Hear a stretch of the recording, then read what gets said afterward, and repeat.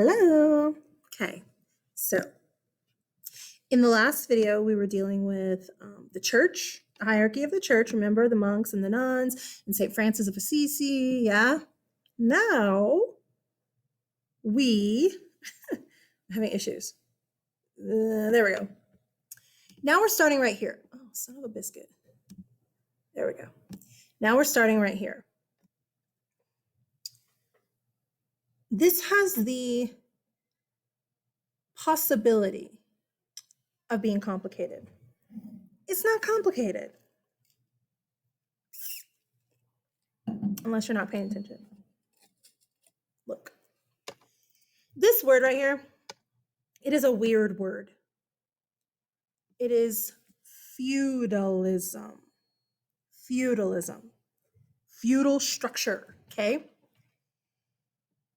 It's basically the social and governmental way that Europe is set up at this time in the medieval period, okay?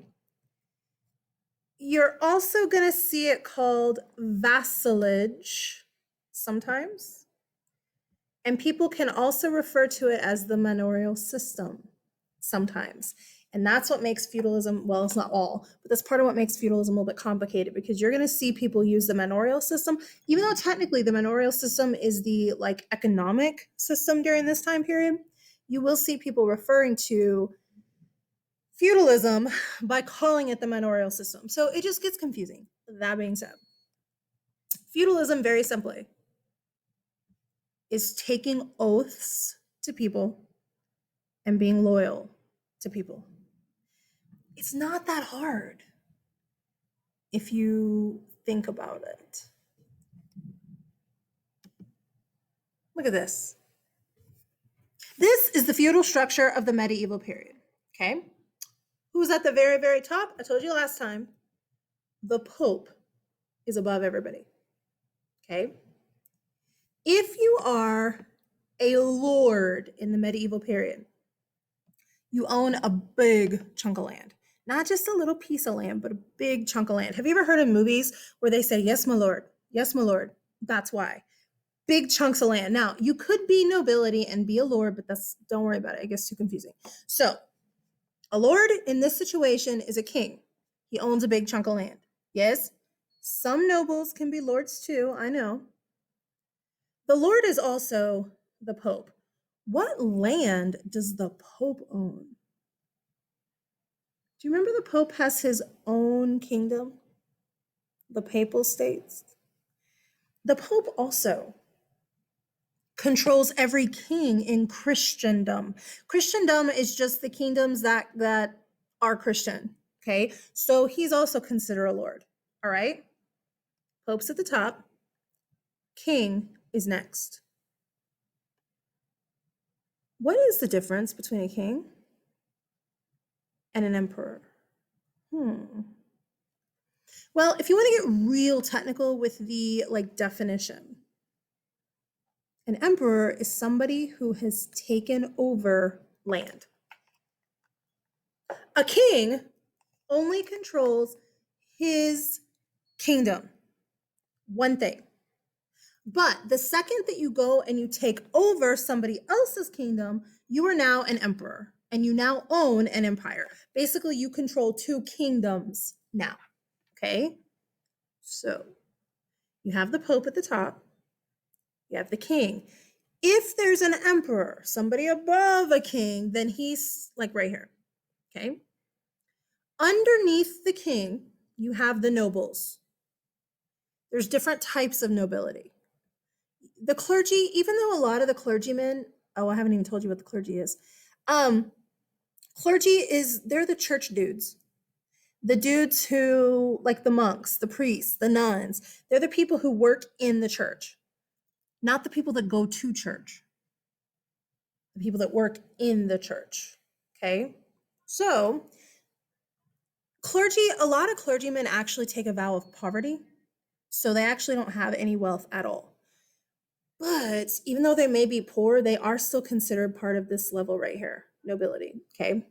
A vassal, isn't that a weird word? Vassal, V-A-S-S-A-L.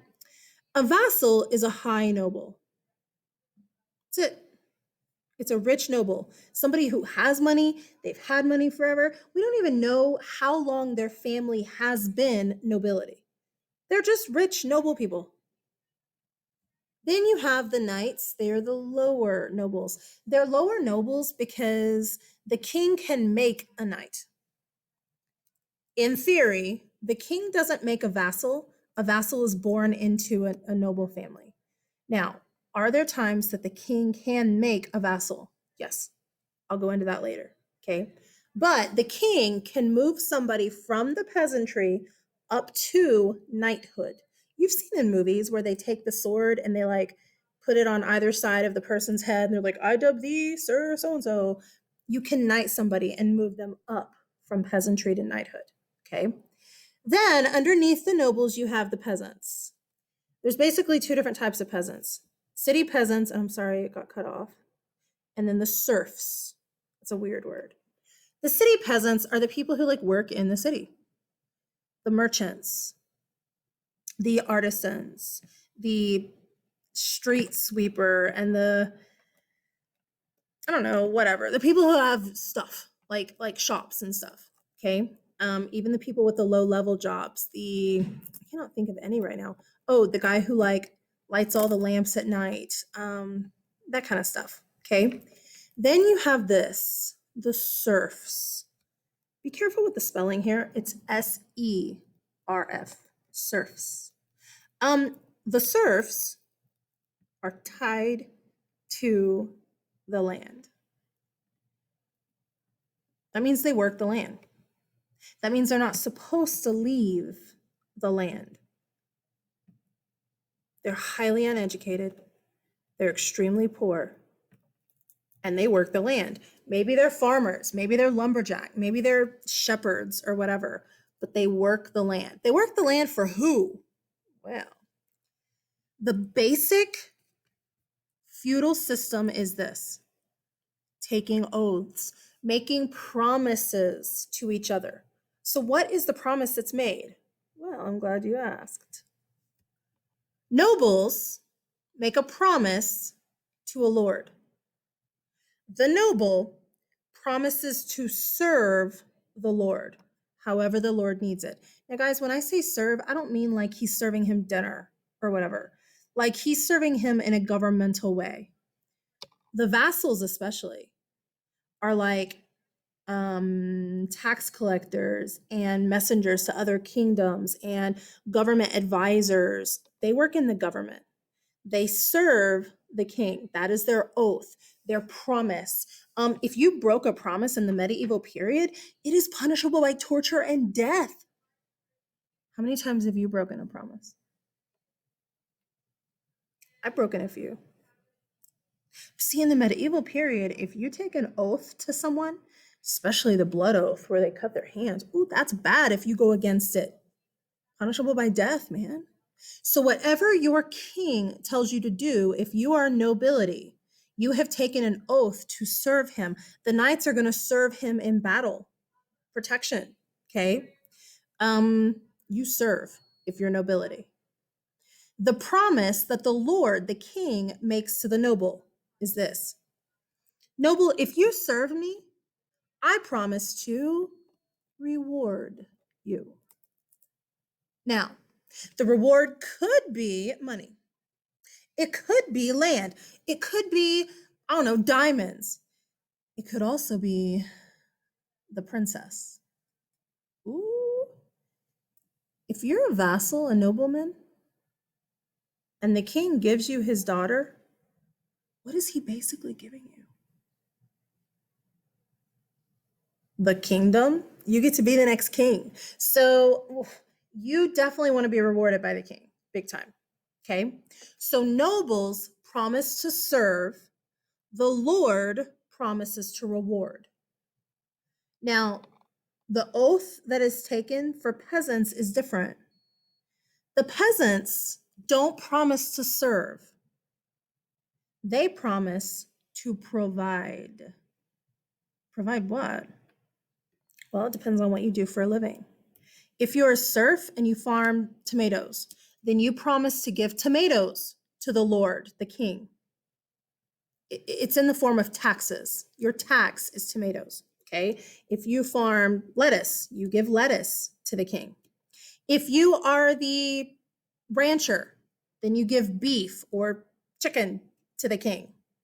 Whatever it is you do, you provide. If you are a lumberjack, you give lumber to the king. Again, all of this is in the form of taxes, okay? If you are here, you're a city peasant and you own the blacksmith shop, then if I, the king, need a new sword, I don't have to pay for it because you've already promised to provide for me. If you are the dressmaker and I need a new robe for a party, I don't have to pay for it because you have already promised to provide for me. If you're the butcher, you give meat to me. Now, is everybody's stuff for free? No. Just whoever you promised to provide for. If you took an oath to me, a king, or a noble that's above you, you provide for them. So what do they do for you? They protect you. The medieval period is massive warfare. You don't have big giant kingdoms at this point. Most kingdoms in Europe at this point are a few cities big. A few cities. It would be like if Midland and Stanton and Greenwood and Odessa were one kingdom. And we were constantly at war with Lubbock. And we were constantly at war with, I don't know, whatever else is close to us. You don't have big kingdoms. They're small. They're only a few cities, if more than one. Most kingdoms are only one or two cities at this time. So you're providing, I'm protecting. See, I need your protection. If I'm a serf, I don't know how to fight. I've never been trained. I probably don't even own a sword if I'm a serf. I only have farm tools. I don't know how to fight. So whenever somebody comes and attacks us, if I have been providing, I am protected. Protected by who? The king sends his knights to protect me. What if I have not been paying my taxes? And I'm like, king, I'm not going to give you my tomatoes. Am I going to be protected? No way, dude. I'm going to be left outside the city walls to get killed and trampled whenever I get invaded. It's bad. So basically, here's the oath. Nobles promise to serve, and the king promises to reward. Peasants promise to provide, and the king promises to protect. If you look at it all written out here, that's what all this is. The lord is a high noble or royalty, he has land. The vassal is a high noble. He receives rewards in exchange for service and loyalty. Right here, the knight, he is a low noble. He fights. I didn't really talk about chivalry, but that's okay. Right here, the peasants. Some are city merchants and artisans, but most are what? Serfs. I couldn't find my straw. Was it in the video? I couldn't find my straw. Serfs, they're tied to the land, okay? They promise to provide, the king promises to protect, see? Yeah? Okay.